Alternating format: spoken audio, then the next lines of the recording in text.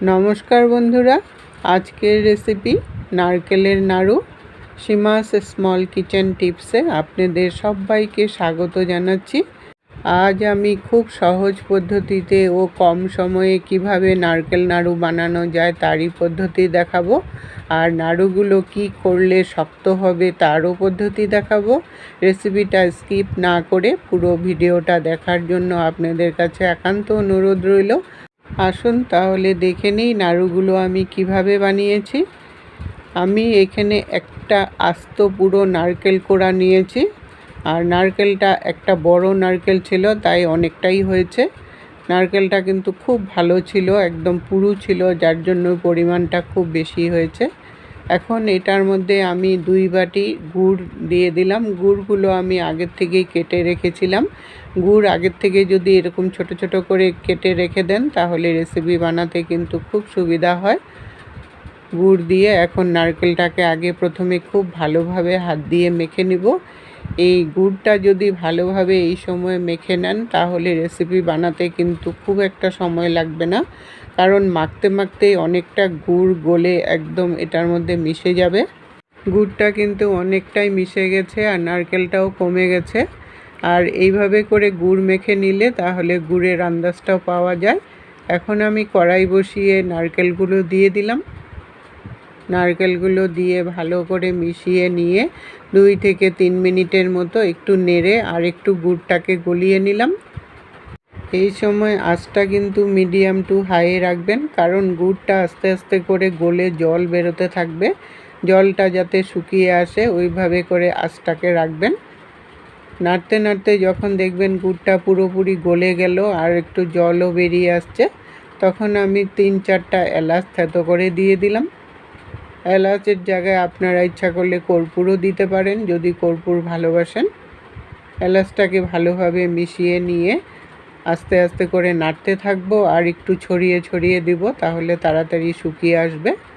নারকেল নাড়ু বা চিড়া মোয়া, মুড়ির মোয়া, তিলের নাড়ু এগুলো যদি বানান তাহলে গুড়টা কিন্তু একদম আঠালো গুড় হতে লাগবে, তাহলে পাকটা কিন্তু খুব ভালো হবে আর শক্তও হবে। যখন জলের ভাবটা শুকিয়ে আসবে আর একটু আঠালো আঠালো ভাব চলে আসবে তখন আঁচটা কিন্তু একদম লোয়ে করে দিবেন। এই সময় যদি আঁচটা হাই হিটে রাখেন তাহলে গুড়টা কিন্তু বেশি পাক হয়ে যাবে। বেশি পাক হলে কিন্তু নাড়ুগুলো আর পরে বানানো যাবে না ঠান্ডা হলে। আর নারকেল নাড়ুই বলেন আর সন্দেশই বলেন, একবার পাক দেওয়ার পর যেরকম একটা শক্ত হয়, পরে যদি আবার বসিয়ে জল ছিটা দিয়ে পাক দেন তাহলে আর ওই শক্তটা থাকে না। এই জন্য একবার পাকেই যতটা হয় ওইভাবে করেই নাড়ুটাকে বানাতে হয়। 5-7 মিনিট হওয়ার পর পাকটা একটু চেক করে নিলাম হয়েছে কিনা। এখনও কিন্তু আঠালো ভাবটা ভালো করে ধরেনি, তাই আরেকটু সময় পাক দিয়ে নিলাম। পাক দিয়ে যখন দেখবেন একটা লাড়ুর আকারে তৈরি হয়ে গেছে তখনই বুঝবেন যে পাকটা একদম পারফেক্ট হয়েছে। পাক দিতে দিতে একটা লাড়ুর আকারে সৃষ্টি হয়ে গেছে। পাকটা কিন্তু আমার একদম রেডি। এখন নামিয়ে আমি থালার মধ্যে অল্প অল্প করে নেব আর একটু চাপা দিয়ে রেখে দেব, তাহলে গরম থাকবে। এই জিনিসটা কিন্তু একদম গরম থাকা অবস্থাতেই বানাতে হবে, কারণ ঠান্ডা হলে শক্ত হয়ে যাবে। শক্ত হলে জমাট বেঁধে গেলে লাড়ুগুলো আর শেপগুলো সুন্দর হবে না। হাতে সহ্য হওয়ার মতো গরম থাকা অবস্থাতে এই লাড়ুগুলো বানাতে হবে। অল্প অল্প করে নিয়ে হাতের অল্প মুঠোতে করে গোল করে আগে শেপ করে নেবেন। যখন একটু ঠান্ডা হবে তখন হাত দিয়ে চাপা দিয়ে একটু প্রেসার দিয়ে ঘোরাতে হবে, তাহলে লাড়ুটা কিন্তু একদম টাইট হবে। আর যদি আলতো হাতে ঘুরান তাহলে লাড়ুটা কিন্তু টাইটও হবে না আর শক্তও হবে না ভালো করে। এইভাবে করে সবগুলো লাড়ু বানিয়ে নেব।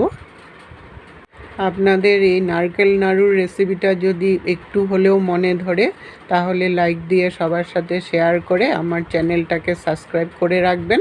ছোট ছোট রেসিপির নোটিফিকেশন আপনাদের কাছে সবার আগে পৌঁছে যাবে। এইভাবে করে সবগুলো নাড়ু বানিয়ে রেডি করে নিলাম।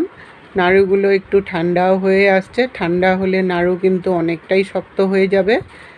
আমার গুড়ের কালারটা একটু সাদা সাদা ভাব ছিল, তাই নাড়ুগুলো একটু সাদা সাদা হয়েছে। আপনাদের গুড়ের কালারটা যদি একটু ব্রাউন কালার হয় তাহলে নাড়ুগুলোও কিন্তু ব্রাউন কালার হবে। গুড়ের কালারের ওপরে কিন্তু নাড়ুগুলোর কালার ডিপেন্ড করে। আমার এই নাড়ুর রেসিপিটা আপনাদের কেমন লাগলো বন্ধুরা, কমেন্ট করে জানাবেন। এতক্ষণ সঙ্গে থেকে বহুমূল্য সময় দিয়ে আমার ভিডিওটা দেখার জন্য অসংখ্য ধন্যবাদ বন্ধুরা। আবার দেখা হবে নতুন রেসিপির সাথে। সুস্থ থাকুন, ভালো থাকুন।